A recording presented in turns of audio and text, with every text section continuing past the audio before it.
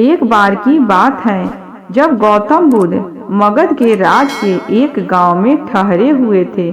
गांव से थोड़ा बाहर एक मोची अपने परिवार के साथ रहता था। उस मोची के घर के पास एक तालाब था। एक दिन रोज की तरह सुबह मोची तालाब किनारे पानी लेने गया। वहां उसने तालाब में एक बड़ी ही अद्भुत पुष्प देखा।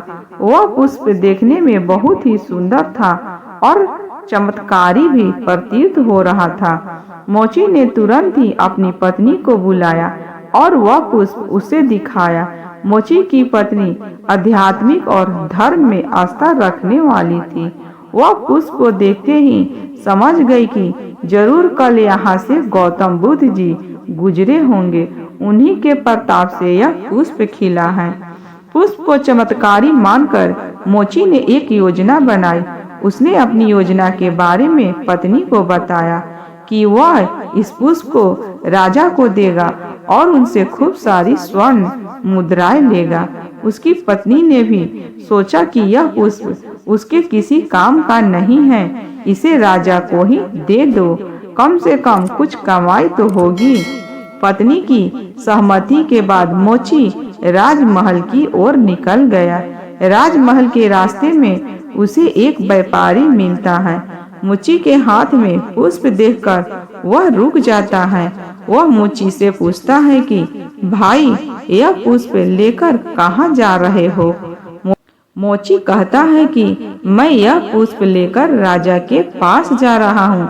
इसे राजा को भेंट करके मैं राजा से मुंह मांगा इनाम लूंगा। व्यापारी ने मोची को प्रस्ताव दिया कि तुम यह पुष्प मुझे दे दो, बदले में मैं तुम्हें 100 स्वर्ण मुद्राएं दूंगा। मोची सोच में पड़ गया। उसने सोचा कि जब व्यापारी इस पुष्प के लिए 100 स्वर्ण मुद्राएं दे रहा है तो राजा तो और ज्यादा देगा। यही सोचते हुए उसने व्यापारी को पुष्प देने से मना कर दिया। थोड़ा आगे चला ही था कि उसे रास्ते में राजा आते हुए नजर आए, जो गौतम बुद्ध के दर्शन के लिए जा रहे थे। राजा भी मोची के हाथ में वह दिव्य पुष्प देखकर अचंभित हो गए। राजा ने मोची को पुष्प के बदले 1000 स्वर्ण मुद्राएं देने के लिए कहा।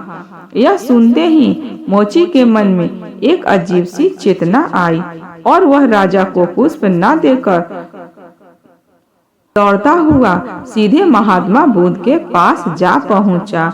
महात्मा बुद्ध जी मोची को देखकर हैरत में पड़ गए। उन्होंने मोची से पूछा तो मोची ने उन्हें सारी बात बताई।